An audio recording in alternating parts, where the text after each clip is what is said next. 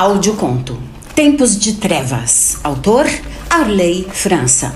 Eram tempos de trevas, um lugar úmido construído abaixo de um reino sombrio. Havia homens segurando tochas para que pudessem enxergar. O local tinha chão e paredes esculpidos a partir de rocha bruta, gerando uma caverna com cerca de 200 metros abaixo do castelo. Os 3 homens cobertos com túnicas negras escondiam também seus rostos, deixando aparente apenas um vão para que pudessem enxergar adiante. Nas paredes se formavam figuras fantasmagóricas a partir das sombras que eram feitas pelo fogo das 3 tochas. Nos cantos era possível ver coisas se esgueirando para as sombras. Afastavam-se rápido quando eram tomadas pela luz do fogo e algumas até grunhiam. Não pareciam grandes como homens, mas também não eram tão pequenas. Eram inofensivas até o momento em que aquele fogo estivesse aceso, pois essa era a única coisa que afugentava essas criaturas. E por isso os 3 homens estavam atentos para aproximar o fogo de alguma delas que tentasse se aproximar deles. Subitamente, uma das criaturas saltou nas costas do homem que estava atrás da fila, grudando nele e o agarrando com todos os seus membros superiores e inferiores. Ela o mordeu no pescoço, arrancando um pedaço de carne. O homem tentava lutar, batendo-se nas paredes com força, mas a criatura não o soltava. Os outros homens estavam com pequenas espadas nas mãos, tentando mirar a criatura para acertá-la. Mas o homem atacado lutava tanto que não deixava isso acontecer. Foi quando ele caiu, por perder tanto sangue, que um dos homens conseguiu acertar a criatura na costela. Um dos 2 sobreviventes pegou a tocha do homem caído e abriu os braços com as 2 tochas, afugentando as criaturas que começavam a se aproximar deles. O outro homem fez a mesma coisa e então puderam-se ouvir alguns grunhidos, enquanto elas corriam para as sombras. Nesse momento surgiu uma outra figura, entrando na caverna e foi se aproximando dos outros homens rapidamente, enquanto corria empunhando uma espada. Não tinha tocha nas mãos e assim era seguida pelas criaturas que sentiam o cheiro de sangue humano nele. Em dado momento, ele mirou sua espada e atacou os homens bem no momento em que eles erguiam suas pequenas lâminas, matando os 2 ali mesmo. Em um movimento rápido, ele guardou a espada suja e pegou 2 das tochas que estavam no chão, ergueu-as e começou a falar. Garotos! Ele pediu a atenção delas. Eu sei que vocês podem me entender, então escutem. Esses foram apenas os primeiros homens a tentar entrar no castelo. Mas existem muitos mais lá fora e tomarão este lugar a qualquer momento. As criaturas rodeavam o homem, pois ele não as tentava afugentar com as tochas, apenas as segurando na mão por segurança. Meu filho está aqui, no meio de vocês, ou no reino acima. Por isso não vou deixar isso tomar o rumo que os homens esperam lá fora. Isso não pode acontecer, somos muitos, disse uma delas, provavelmente a que tinha um pouco mais de intelecto entre elas. Sou seu filho, Sir George Williams. Charles! Perguntou o homem, nitidamente emocionado em sua voz. Esse não é mais o meu nome. Eu não tenho um nome. Seu nome é Charles e você é meu amado filho de 10 anos de idade. Nesse momento, lágrimas escorreram dos olhos do homem. Eu juro que vou te curar, meu amado filho. Juro pela minha vida. Eu não quero ser curado. Gosto do gosto. Pasmo, o homem soltou as tochas com as mãos trêmulas. Foi então que o suposto Charles, seu filho, pulou em cima dele e o encarou muito bem nos olhos, com os seus tomados pela escuridão, mordendo-o no pescoço e lhe arrancando um pedaço de carne. O homem levou a mão àquele lugar, cobrindo-a com sangue que escorria de sua carótida. Ele caiu em cima das tochas, apagando-as com o seu próprio corpo. Outras criaturas começaram a pular em cima dele, mastigando-o como seu próprio filho já fazia, dividindo aquele banquete. Passos começaram a se ouvir da outra extremidade da caverna, aquela que daria no reino sombrio acima. Eles foram se aproximando das criaturas que comiam o homem e parou um pouco para observá-las. Elas sabiam que ele estava ali, olhando-as, mas não ligavam, pois ele era o pai delas. Venham comigo, queridos filhos. Existem homens com tochas na frente do castelo. Creio que estejam com vontade de perder a vida. Aquela entidade maior do que todas, mas que só era possível ver uma breve silhueta pela falta de luz, foi subindo as escadas em caracol, acompanhado pelas pequenas criaturas. Logo chegaram a um salão um pouco iluminado pela luz do luar que entrava pelas vidraças quebradas a 5 metros de altura. O Alfa, então, subiu mais algumas escadas para chegar ao segundo plano daquele salão e ficar de frente para centenas de criaturas pequenas que estavam no plano abaixo. Estava bem iluminado pela luz do luar naquela altura e era possível ver suas orelhas pontudas, olhos absolutamente negros e uma pele tão alva quanto pétalas de agapanto. Estava trajado com vestes escurecidas que lhe cobriam o corpo inteiro. Observava aqueles que agora tinham uma vida nova sob sua supervisão, pois foi ele que os criou. Eram seus filhos, mas antes eram filhos de todos aqueles camponeses prontos para entrarem em seu castelo. Até ele já foi um humano, até o dia em que seu corpo fora inundado pela escuridão de um espírito demoníaco que o possuíra. O que esse demônio não sabia é que aquele próprio humano seria seu pior pesadelo. O homem, chamado de Harry Osborn, era um dos homens mais terríveis do mundo. Ele era o próprio poço da escuridão e quando o demônio o escolheu e tentou se apossar dele, ele se apossou do demônio e nunca mais o deixou sair. Isso o transformou naquela coisa que precisava de sangue e carne humana para sobreviver. Antes ele já era um assassino como humano, mas como o demônio transferiu sua sede para todas as crianças daquela vila que o seguiam fielmente, pois ele lhes dava o sangue e carne que precisavam. Homens estavam ali para enfrentá-lo, para tomarem as crianças que um dia foram deles, mas também tinham aqueles que estavam ali para matarem as crianças. Existiam pensamentos diversos fora do portão e ele podia ouvir todos eles. Eles próprios iriam se engalfinhar, assim que um quisesse matar o filho do outro. Todos estavam ali, pensando que o próximo estava pelo motivo real, que era matar o Alfa. Mas, na verdade, cada um daqueles humanos tinha uma mentalidade. Tinham aqueles que estavam ali apenas pelos tesouros. Ao pensar em tudo isso, enquanto suas crias vorazes forravam toda a parte de baixo do salão, ele resolveu que iria levar as trevas para o mundo. Os humanos gostavam das trevas, pois a aplicavam à sua maneira. Então Harry iria aplicar as trevas neles, à sua maneira. E gritou para suas crias abaixo: "Abram os portões!" Agora seria apenas questão de tempo para que uma nova era de terror se iniciasse na era antiga e escura da humanidade.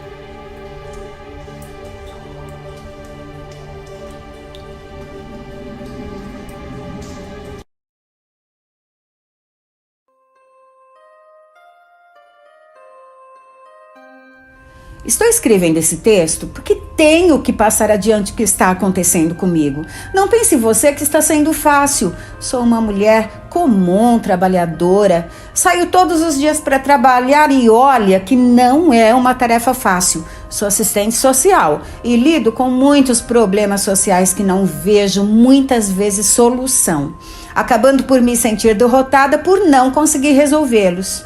Às vezes me deprimo. Mas não tão constantemente como quando comecei. A gente acaba se acostumando a tudo. Não que eu tenha me tornado fria, mas se eu não conseguisse me desligar um pouco, pelo menos dos problemas dos outros, eu não conseguiria continuar trabalhando. Todos os dias volto para casa e tento me desligar, mas não é sempre que consigo. Moro sozinha com meu gato Trovão em uma casa de 6 cômodos, todos espaçosos. Dos 3 quartos, apenas um tem mobília, que é onde durmo. Os outros 2 ficam fechados. Nem sei por que eu ocupo uma casa tão grande. Talvez porque quando saí do orfanato e consegui um canto só meu, quis um espaço grande onde eu não precisasse dividir espaço com ninguém. E então encontrei essa casa na Moca, na zona leste de São Paulo, onde moro até hoje. Chego em casa, coloco ração e água pro Trovão, tomo meu banho, deixo a água escorrer pelo meu corpo de forma a tentar amenizar a dor dos outros que me envolve tanto.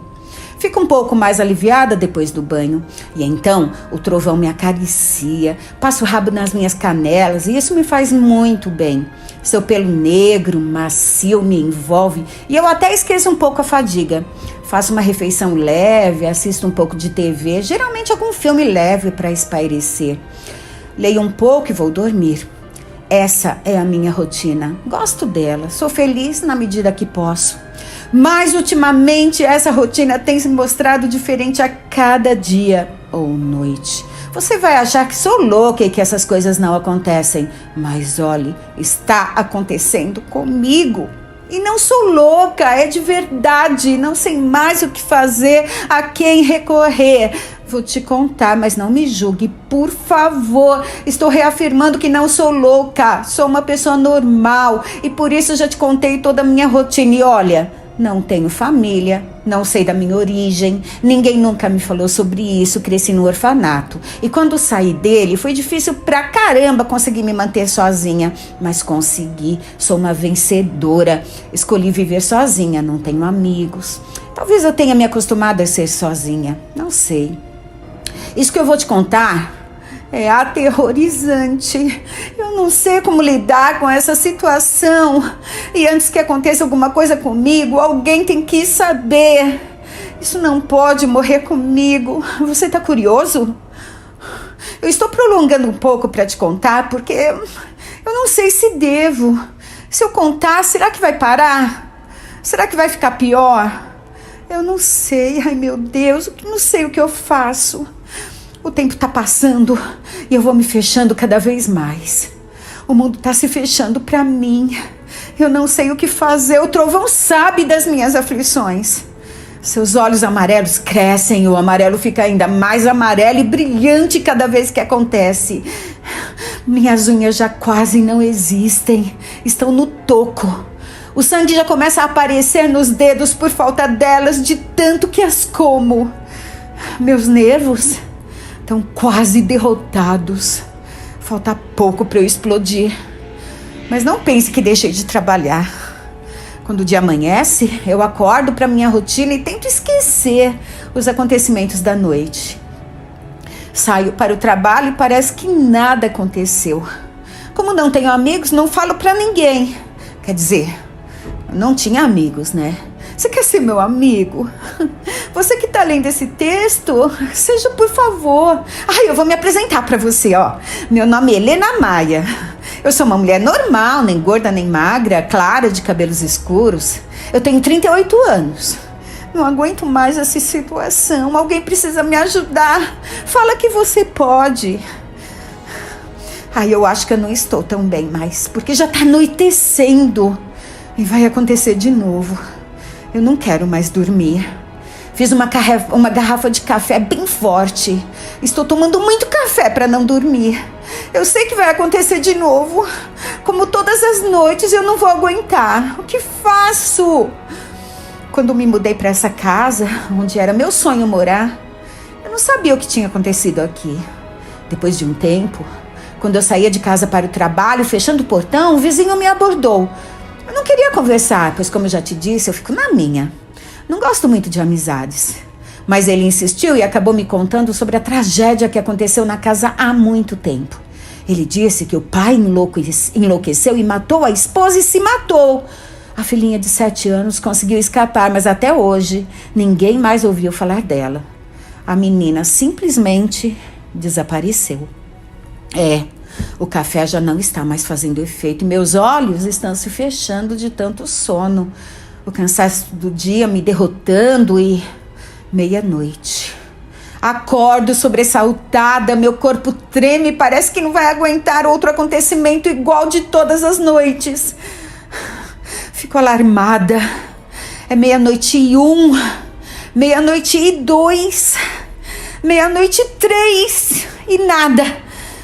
Ai, será que acabou? Será que sumiu meu transtorno? 00:04 e fico esperando e nada acontece. Então, a escuridão da noite cria vida ou algo que se parece com vida. A escuridão cria formas, são névoas brancas que giram em torno de mim. O trovão arregala os olhos amarelos e se prepara para pular. Só vejo seus olhos amarelos. A escuridão cria gemidos e são cada vez mais fortes. A escuridão se mostra para mim e são olhos gigantes negros que aparecem no meio da névoa e olham para mim diretamente na minha alma. Tento fugir, fecho os olhos. Tudo vai sumir como sempre some. Só que não. Dessa vez tudo fica. Tudo se alonga. Eu não sou mais eu. Sou uma mistura de não sei o que. Sou ou deixei de ser? Não sei. O que é isso? Eu ainda existo ou sou só uma sombra de mim? Esses olhos negros se aprofundam em mim, me tomam de mim mesma e me levam para um escuro que não sei se dessa vez conseguirei sair.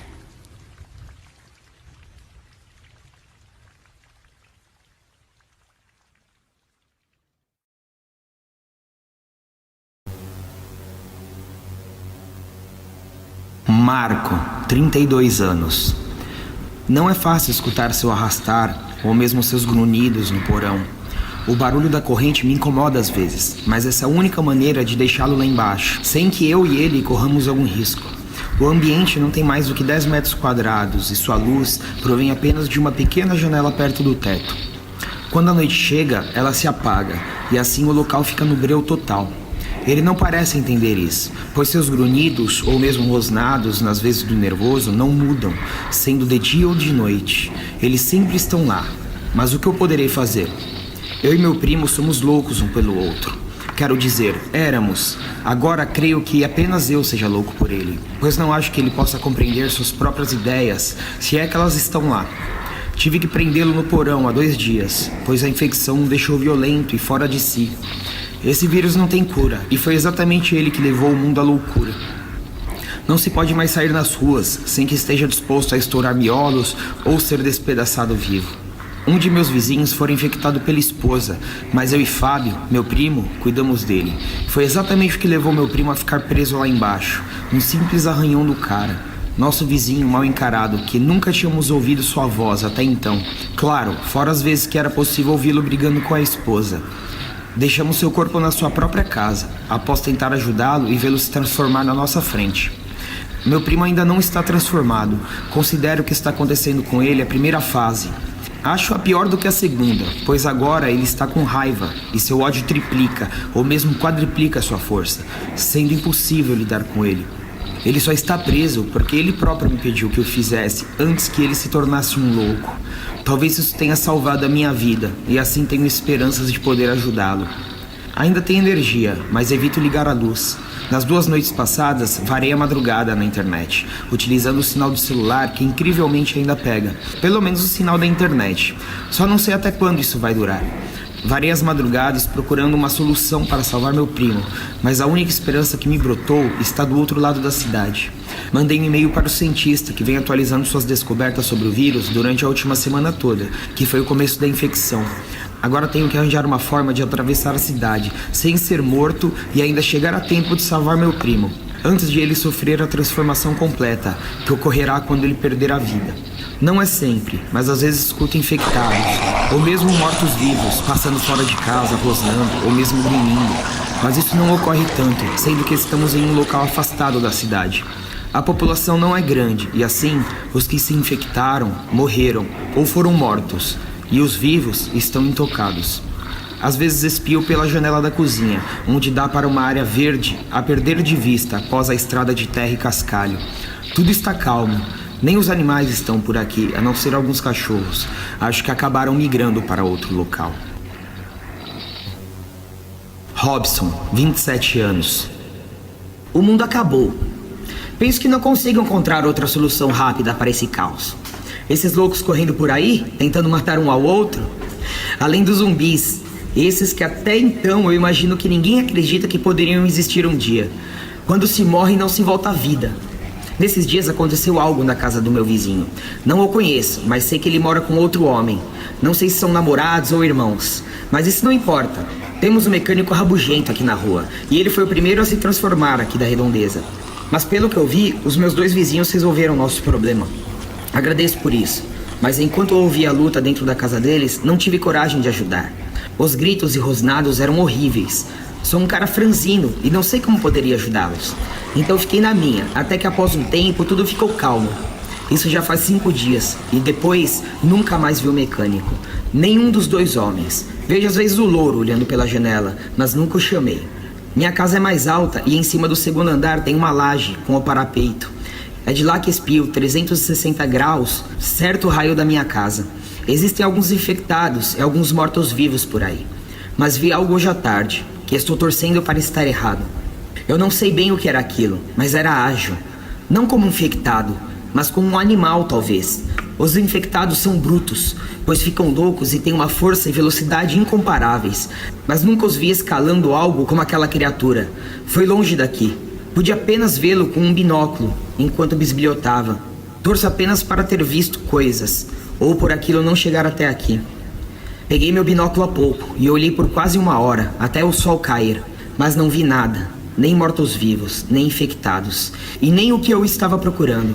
Aquilo me deu certo alívio, mas não durou tanto tempo, pois escutei um uivo.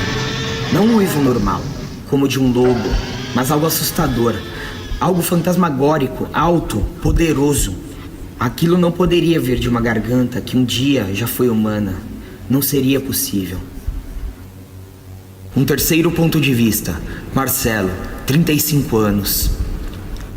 Gravação 325. Acabo de chegar em uma cidade estranha. Está tudo muito calmo.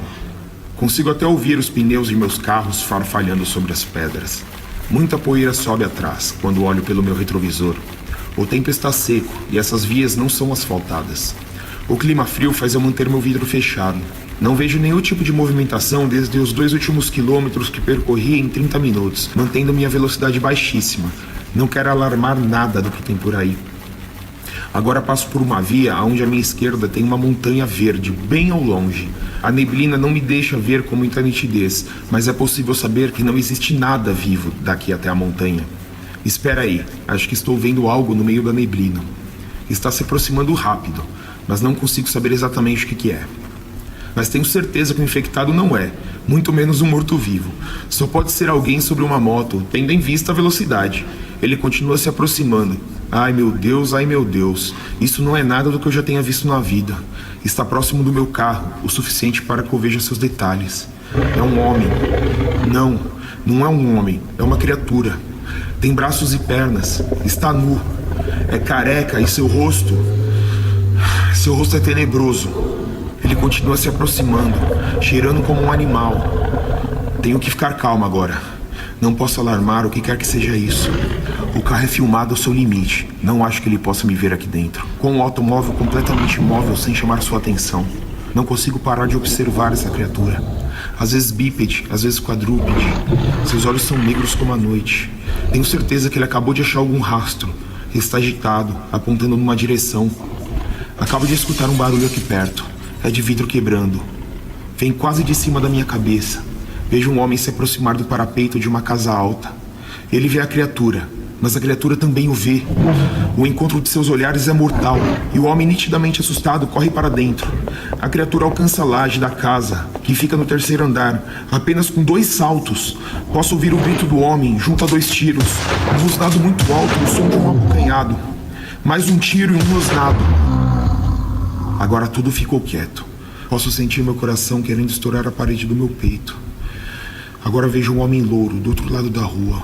Aí ele está saindo de casa, segurando um porrete. Deve ter tido sua atenção chamada pela criatura e os tiros. A criatura acaba de surgir na laje do outro homem. Ela está banhada em sangue e imagino por quê. O homem com o porrete está se aproximando dela e ao menos percebe isso. Tenho vontade de avisá-lo, mas não posso, senão serei eu o morto. Ele acaba de atravessar a rua. Ai! A criatura o viu e está preparando o salto. Ela salta e cai na sua frente como um muro, rosnando alto, fazendo o homem cair para trás, largando o porrete. Ela pula em cima dele como uma fera poderosa e arranca seu braço com uma garra. Não consigo olhar, mas posso ouvir os gritos de desespero do homem e os grunhidos altos da criatura. Ela está fazendo algo horrível com ele, mas logo tudo acaba e apenas posso escutá-la mexendo com o corpo do homem, com certeza morto a essa altura, assim como o homem da casa alta. Tenho apenas que aguardar ela ir embora. Ela está rodeando o corpo do homem, cheirando por algo. Meu coração está quase parando. Ela está olhando para o meu carro. Ela está cheirando. Não acredito que ela me cheirou. Tudo está fechado. Tenho que sair daqui. Vou tentar ligar o carro. Ai, meu Deus, ela está avançando. Não! Não! Não! Sai daqui! Não! Não! Sai! Não! Não! Não!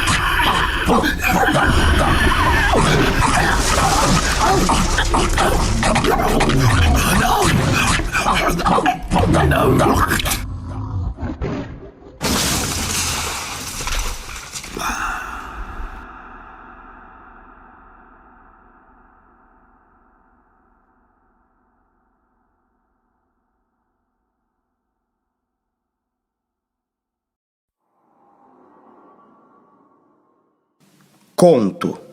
Tem uma criatura rondando a minha casa.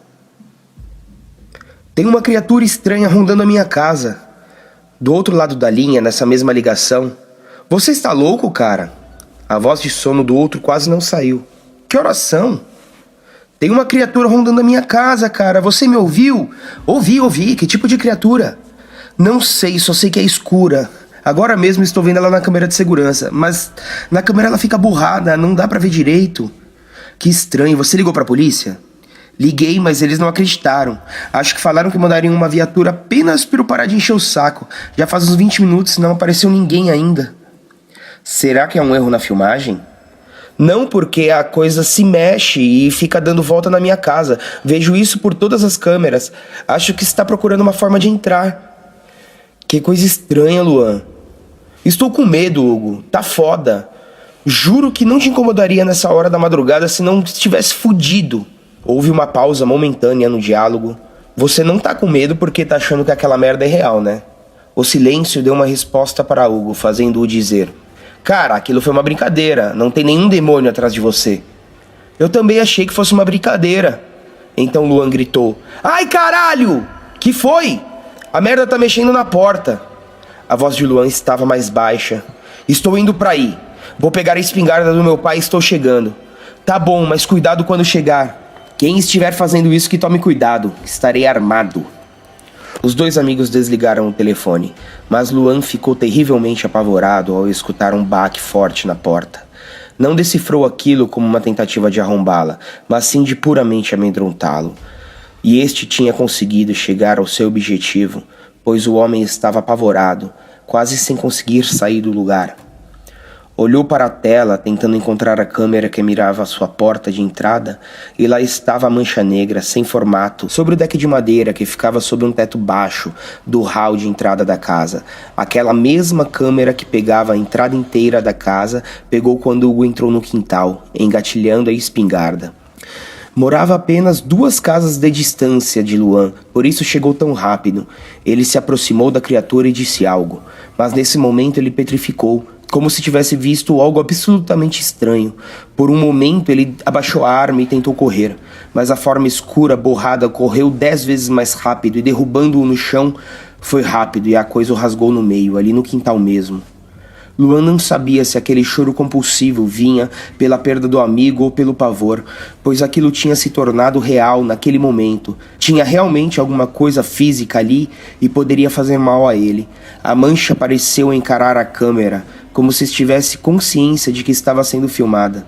Mesmo sem ver seus olhos, Luan percebeu que estava sendo encarado através de circuitos. O homem se encurralou no canto do quarto e ficou tentando pensar em algo, mas não conseguia, pois sua mente estava presa ao terror. Da forma que aquilo se movia, nem se quisesse correr poderia. Seu amigo no quintal, dividido em 2, era a prova disso. Enquanto pensava quanto tempo ficaria ali preso na própria casa, ouviu um barulho enorme e soube que sua porta da frente tinha sido arrombada com toda a brutalidade possível. Um impulso o fez pegar o telefone e se levantar. Foi até a janela que ficava sobre o monitor e destrancou com agilidade, mas ao mesmo tempo com toda a delicadeza possível para não fazer barulho. Empurrou os 2 lados da janela que abriram suavemente e então pôs o joelho na mesa do monitor para engatinhar até a janela. Seu joelho bateu na madeira, fazendo a mesa balançar e isso movimentou a criatura. Quando ouviu um barulho similar às unhas caninas arranhando seu piso frio a toda velocidade, Luan pulou para cima da mesa e, abaixado, saltou para a janela, caindo sobre a telha que ficava sobre o hall de entrada. Ele rolou na laje íngreme e caiu na grama, 2 metros abaixo. Imediatamente perdeu o ar quando seu tórax bateu no chão com força. Tentou respirar, mas o ar não vinha, e isso lhe deu desespero. Se concentrou, sabendo que dependia daquilo para continuar sobrevivendo, e então foi se acalmando em poucos segundos. Aqueles que a criatura já podia estar em cima dele. O homem respirou e abriu os olhos, vendo pela primeira vez a criatura. Os dentes agudos, negros, como se a gengiva e os dentes fossem uma coisa só. Seus olhos eram vermelhos, como 2 luzes rubras. A criatura estava em posição de ataque e parecia imensamente como um lobo grande. O mais estranho eram as linhas que compunham seu corpo, que não pareciam ser estáticas, como qualquer coisa. Elas ficavam se mexendo, como se fossem sair de sintonia a qualquer momento. Era como se a criatura estivesse sintonizando naquela realidade. Ela estava sobre o telhado, como uma pantera, preparada para o bote contra o homem a 2 metros abaixo de si. A criatura observou aquela presa fácil, admirando-a por tanta fragilidade. Estavam ali simplesmente para transmitirem o terror, que era o que elas faziam. Sua realidade era as trevas, e de lá elas viveriam para transformar a realidade dos homens no puro medo. Ela ergueu a cabeça e viu outras de sua espécie brotando em todos os lugares. Elas fariam com aqueles seres daquela realidade o que ela estava prestes a fazer com aquele único ser. Então ela pulou para cima dele, se alimentando do medo terrível que ele tinha dela própria. Fim.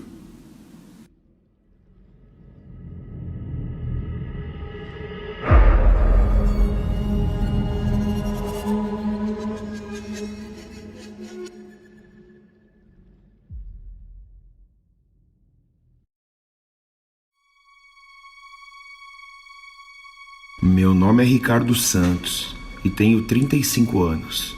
Sou conhecido como Rosa de Ouro pelos meus mais íntimos, se é que me entende. Minha vida, desde criança, não foi fácil. Sempre me achei diferente. Não conseguia ter amigos quando mais novo. E o mais próximo que chegava disso era o bullying que eu sofria por ser magrelo como uma lombriga. A rede social é maravilhosa.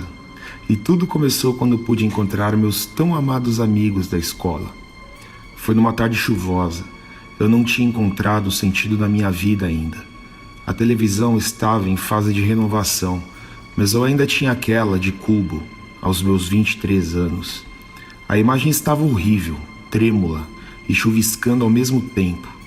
O computador amarelo pelo tempo, ocupando metade da mesa, contando com a torre, o teclado e o monitor, encostado ao canto da sala, chamou minha atenção. Foi então que me levantei e acessei pela primeira vez uma rede social que vinha sendo falada, chamada Orkut. Criei minha conta, depois de responder milhões de perguntas, e tive uma surpresa Incrivelmente, na tela já apareceram vários pedidos de amizade e muitos daqueles rostos me trouxeram lembranças horríveis. Resolvi aceitar todos os convites, mas não tinha nenhuma intenção com isso, apenas curiosidade de saber o que aconteceria a seguir. Recebi algumas mensagens, muito legais ao meu ver, mas uma delas fez meu coração bater na minha garganta e voltar. Era de um cara chamado Rafael, com PH. Era assim que o conhecíamos, pois na sala tinham 2 garotos com o nome de Rafael, mas o outro até que era legalzinho, e seu nome era com F. A mensagem pareceu fazer a tela do computador tremer. Ela apareceu como um bloco gigante, que pareceu estourar a minha mente. Senti-me novamente debaixo daquele chuveiro frio, naquele inverno considerado o pior dos últimos 100 anos. Aqueles garotos me maltratando, falando que se eu saísse eles me matariam. Rafael era com certeza o mais maldoso deles, e na época ele parecia muito grande para um garoto de 14 anos. Não sei se ele realmente era, ou se era meu medo dele que o fazia parecer tão grande. Parece que aqueles olhos verdes da foto ativaram alguma coisa em meu cérebro, que sempre esteve ali. A mensagem dizia: "Oi, chorão, você por aqui? Pensei que nunca adotaria o Orkut." Eu chorava mesmo, mas era de ódio. Se eu pudesse, naquela época, esmagaria seu crânio com os meus próprios punhos. Não respondi naquele momento, e nem pensei em fazer nada. Mas com o passar do tempo e as pessoas se encontrando, demorou um pouco menos de 6 meses para rolar uma festa de confraternização do colégio, das turmas de 1998. Foi no próprio ginásio do colégio que, vários anos depois, ainda tinha os rabiscos deixados por nós nas paredes. Fazia apenas 6 anos que eu havia deixado a escola, mas naquela época ainda me considerava um cara tímido. Quis ser elegante para encontrar todos, e então fui atrás da melhor roupa possível, para que todos se impressionassem. Mas não foi o que aconteceu. Todos os jovens estavam bem descolados, com seus jeans desbotados e rasgados. As garotas com os vestidos delineando seus corpos de 20 anos. Apenas eu tinha meu terno cinza com a gravata vermelha. Notei os olhares sobre mim, mas foi Janaína que se aproximou. Na época da escola, ela era uma menina legal, e pelo jeito se mantinha do mesmo jeito. Foi quando ele chegou, o demônio dos meus pesadelos, que as coisas ficaram ruins. Rafael com PH entrou pela porta, trajando uma jaqueta jeans, enquanto a música Gol do Mob batia forte nas caixas. O olhar era o mesmo de sempre, de um idiota que está à espera de se mostrar para as garotas. Parecia que o universo queria aquilo, pois no meio de mais de 200 pessoas, ele viu diretamente os meus olhos. Seu sorriso se abriu para mim como de um demônio, e assim ele veio caminhando na minha direção. Seus pés não faziam barulho perante a música alta, mas pareciam 2 bigornas martelando o chão na minha direção. Ele se aproximou, olhou bem nos meus olhos e esticou a mão para um aperto. Estranhei aquilo de tal forma que demorei para retribuir. "Você não vai apertar a minha mão?" ele disse, levantando sobrancelhas. Segurei sua mão, muito frágil aparentemente. Ainda parecia a mão de um adolescente. Rafael era um carinha magrelo, esquelético. Provavelmente parou de crescer naquele último ano que infernizou a minha vida. "E aí, você encontrou mais alguém?" ele perguntou, colocando as mãos na cintura e revirando a cabeça. Não tive tempo de responder, até que Janaína se aproximou de nós, logo dando um abraço em Rafael com PH. Ela até levantou uma das pernas ao fazer aquilo. Eu estava chocado, ficava apenas encarando Rafael, enquanto só os dois conversavam. Não conseguia acreditar que um dia tive medo daquela lombriga azeda. Pensei naquele momento. Mas eu o estava encarando muito. "Tá gamadão em mim, é?" ele disse. Devo ter feito uma cara muito estranha ao susto que levei, pois ele descontraiu rindo e me deu um tapa no ombro. "Estou brincando", complementou. Rafael com PH tinha se tornado um cara legal. Foi como uma bomba nuclear pensar naquilo. Por incrível que pareça, diverti-me naquela noite. Bebi um pouco, mas me comportei. Foram 4 horas de festa, em que vi muitos rostos conhecidos. No final da festa, estávamos em uma turma de 5. A música cessou e ficamos por um tempo conversando. Era meio da madrugada, quando saí pela porta em direção ao meu carro. O estacionamento estava completamente vazio, com o asfalto umedecido pela garoa fina que brilhava ao enfrentar a luz da lua. Tirei as chaves do bolso e abri a porta. Liguei o carro. Odeio ficar com o vidro aberto, ainda até hoje, me dá sensação de fobia. E assim eu abri naquele dia, como em todos os outros. Tirei a minha outra chave do bolso. Essa servia apenas para abrir a trava de aço que segurava o câmbio do carro ao volante. Era o mais próximo de um seguro que eu tinha. Era uma porcaria e eu sempre perdi alguns minutos tentando destravá-la. Não lembro de ter tomado um susto tão grande na minha vida. "Ricardo!" Ele falou na janela do carro, bem na minha orelha. Olhei, quase tendo uma parada cardíaca, e vi os olhos do Rafael com PH. Ele estava sorridente e iria começar a falar se não recebesse o golpe na cabeça da minha trava de aço. Não sei o que me fez fazer aquilo naquele momento, mas foi maravilhoso. Ele caiu para trás. Abri a porta e percebi que a chuva tinha aumentado de densidade. Ele estava com as mãos na cabeça. "Por que você fez isso?" Ele gargarejou com a água que entrava na sua boca. "Nada demais", eu respondi. "Isso é só uma resposta àqueles banhos frios que você me obrigava a tomar." "Você não precisa fazer isso", implorou. Mas eu nunca estive tão feliz como naquele momento. "Eu preciso sim." Fui para cima dele e comecei a acertá-lo na cabeça com aquele pedaço de aço, até que seu crânio estivesse esmagado. O corpo ainda soltava espasmos, mesmo depois de morto a cada golpe. Não devo ter parado até atingir menos de 100 pancadas. O aço já tinha atravessado a carne, ossos. O cérebro já era um caldo amarelento, rosado. O metal já acertava o asfalto por diversas vezes, tendo espalhado toda aquela massa de carne. Levantei-me e me vi completamente banhado em sangue, com pedaços de carne por todo o meu corpo. Entrei em desespero. A bagunça estava enorme. Tinha voado pedaços por vários metros, em várias direções. Olhei ao meu redor e não vi uma pessoa que poderia ter sido testemunha daquilo. Tendo em vista que estávamos no fundo do estacionamento, que ficava atrás do ginásio. Era raro ter alguém durante o dia, imagina a noite. Busquei alguns produtos em casa e voltei com eles. Limpei tudo e terminei quase quando já estava amanhecendo.